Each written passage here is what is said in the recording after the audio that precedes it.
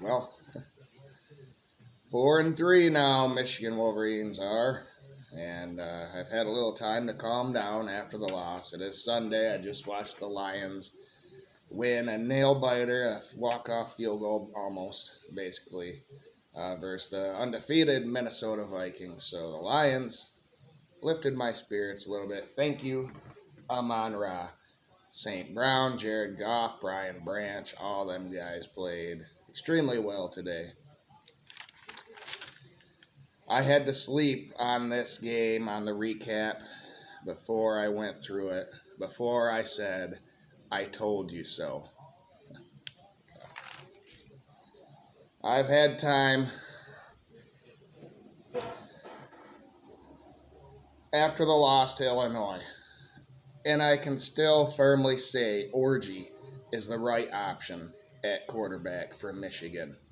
Michigan has everything but a passer, so why not play the runner?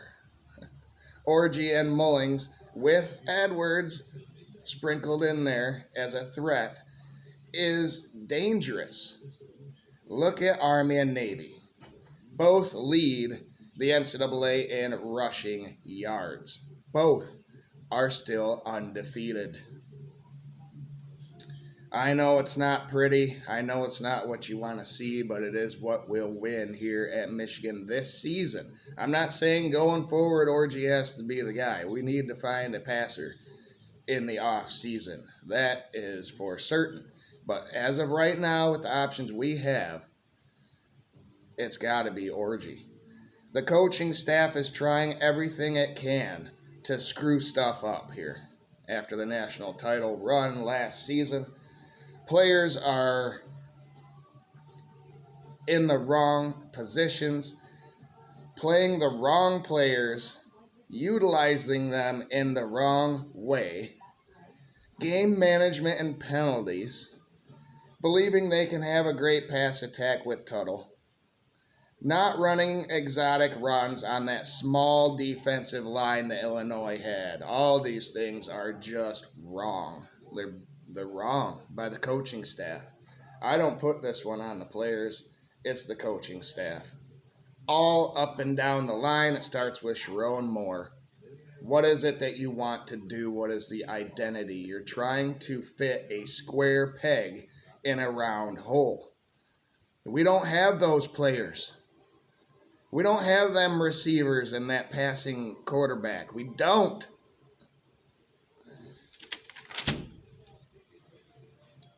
In the first quarter, the very first possession, Illinois got a first down and then a huge draw play for Laughley for 28 yards. Yes, the aggressiveness of Wink Martindale's defense burned them. And then on 3rd and 3, they had an incompletion, but the field goal was good. So they were up 3-0 after their very first drive. And then Michigan's offense went 3 and out after Tuttle had 2 horrible throws. One overthrown, one way behind the guy on a slant route. A bad punt as well to Illinois' 39-yard line didn't help matters. They had field position all day long.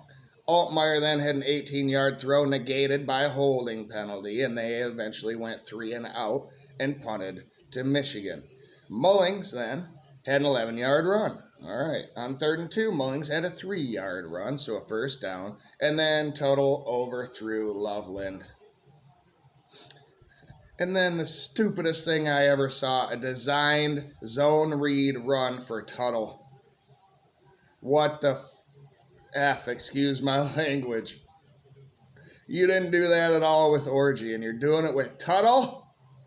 This little guy that gets hurt all the time, you do it with him, but not the 6'3", 230 quarterback that you never did it with?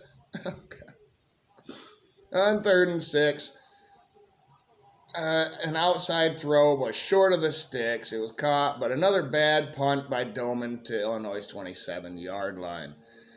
Illinois had the ball. Bryant had a 12-yard catch. Laughley had a 6-yard run. Hands to the face was called on Michigan that negated Barham's sack. He finally had a great play, but no, it was negated. But then on 3rd and 6, a pass interference on Amir Hall. gave them an automatic first down. Then on 3rd and 14, Franklin had a 13-yard catch. On 4th and 1, Barham had a tackle for loss, and it was a turnover on downs. The defense did their part in this game. It was the offense that was putrid, of course, just like every other game. It was a turnover on downs at Michigan's 22-yard line. Now we're in the second quarter after Marlon Klein had a 5-yard catch. On 3rd and 7, Tuttle scrambled and he fumbled the ball, trying to do too much. His little hands couldn't hold on to it and lost the ball for the second time in as many weeks. Illinois had the ball at Michigan's 38-yard line. McCray had an 11-yard run. Then a pass interference on Amir Hall again, but this one was a smart play because it would have been a touchdown if he did not grab the guy. On 3rd and 6, a coverage sack happened. Holy crap, the quarterback had nowhere to go. The pocket closed. We got him. A field goal was good, so it was 6-0 Illinois, still within reach in this game. What can the offense do? Well, Tuttle threw it right to Illinois for an interception, but a holding on Illinois gave us the ball back, thank God. Then Edwards was instead of Mullings, which he shouldn't have been, and he fumbled the ball. The ball was on Illinois' 49-yard line, and right now, at this point, I was screaming for Orgy and Mullings to be in every snap. Of course, they weren't. Illinois got the ball back. 3rd and 12, Franklin had a 13-yard catch for a first down. Altmaier then had an 11-yard scramble, and then a 9-yard run, and then a pass interference again on Zeke Berry in the end zone, set up an Arkin 2-yard TD catch, their tight end. It was 13-0 Illinois. Finally, Mullings, they gave the ball to Mullings. Michigan had a 12-play, 72-yard drive. Michigan football. Mullings, 8-yard run, then a 7-yard run, then a 5-yard run. Finally, then another 5-yard run, and then guess what? The play action to Loveland worked for 16 yards, and then again to Loveland for 10 more yards. And then Morgan had a little 8-yard bubble screen to the outside. And then Mullings again with a 7-yard run. On 4th and goal from the 1, Mullings pounded it in for the touchdown. It was 13-7 Illinois. They had 1:40 left in the half to try and do something, and they almost did. Beatty had an 11-yard catch. Altmaier, 17-yard scramble. Bryant had a 9-yard catch. McCray had a 6-yard run, and with 4 seconds left, Illinois' field goal was blocked by Makari Page. It was 13-7 at halftime. Michigan got the ball to start the second half. I'm thinking, okay, go down and score, and we got the lead, and then we just run out the clock, right? 3 and out. Tuttle was sacked by Edwards, and the punt was to Illinois' 45-yard line. More great field position for Illinois. Wink's aggressiveness paid off on Illinois' next possession, forcing what I thought was a 3 and out. But the fake punt worked to perfection. A direct snap to Arkin for 36 yards. On 3rd and 1 later in the drive, McCray was just shy of a touchdown run, and then Altmaier had the 1-yard TD run. The 2-point pass by Franklin was good, the wide receiver. It was 21-7 Illinois. And then Michigan, another great drive. Hansen, a 17-yard catch on a well-designed play. Mullings had a 5-yard run, and then a poorly designed play for a loss of 2. They brought out a lot of trickeration, motion.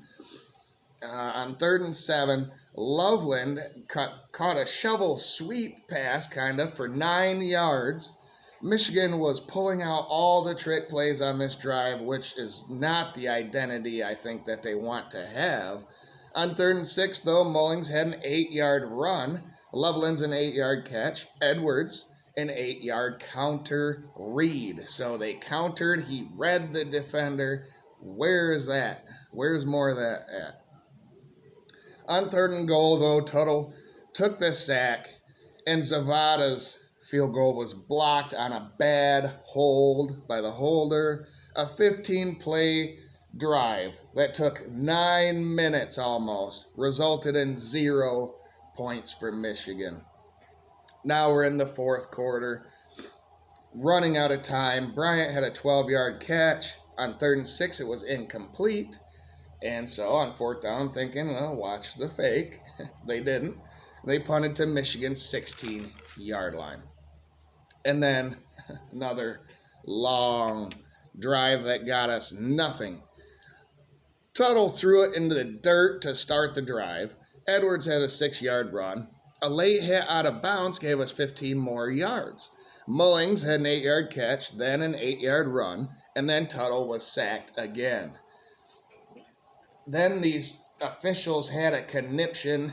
They didn't know where the ball was supposed to be, what down it was. They finally got it all straightened out. It was funny watching them running around with their heads cut off, not knowing what the hell's going on. It was a 3rd and 13 then, and Samaj Morgan had an 11-yard catch, so 2 yards shy of the first down. But then on 4th down, Tuttle was sacked again. Run the ball. On 3rd and 8.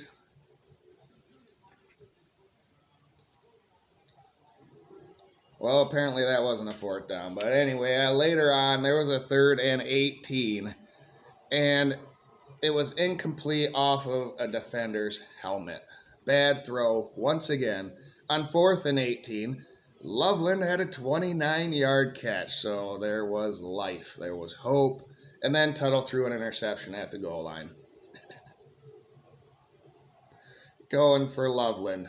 He was telestrating the pass the whole way. That defender stepped right in front, took it, said thank you, game over. God.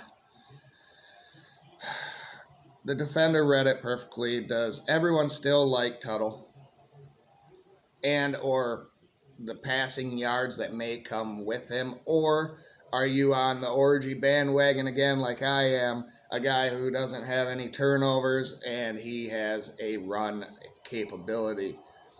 Like I said, Army and Navy are undefeated. With 7:58 left in the game, Illinois had a false start and a 3-and-out, but it took time off the clock, a couple of minutes. Punt return by Morgan to Illinois' 43-yard line was good. Then Michigan had a 3rd and 1, and it was stuffed. It was Edwards. Not Mullings. It was Edwards in there. And then on 4th and 1, Mullings got the ball and got the first down. But then Tuttle was sacked again. He can't get out of there. He can't find the guy. I don't know. He is tragic. It's tragic. Michigan took a timeout with 3:30 left. Down 14. On a 3rd and 17, it was incomplete. And on 4th and 17, it was incomplete. The game was over at that point. Illinois had 2 runs and a first down and milked the clock out. So tell me, you tell me, was I right or wrong? Should Orgev had started this game? I think he should have. I think Mullings should have every snap at running back. And I think they have to have better designed run plays. More triple option type stuff. More counters. More reads. More play action once you establish the run. Straight drop back passing is not working. It's not working. So there you go. My recap of the Michigan game. We got Michigan State next, who beat Iowa. So that should be an interesting game, especially if the coaching staff continues to ignore my plea. Thank you, everyone, for watching. You know, it's a somber day, but like the video anyway. Subscribe if you haven't. And try to have a great day out there. I'm going to be watching Michigan basketball here in a half an hour. Well, actually, not watching. It's on Big Ten Plus, but I will be listening to it hopefully on WCBN or some kind of app to see how Dusty May's first game. It's an exhibition, but you can still glean things for the future from that. So that's what I'll be doing here. And then, of course, the Michigan Sports Report, a recap of Michigan State and Michigan athletics, plus the Lions, plus the Pistons, Red Wings, and Tigers. Hopefully, I can do that every Sunday or Monday every week coming up. So, thank you, everybody. Just remember to have a great day and continue to go blue.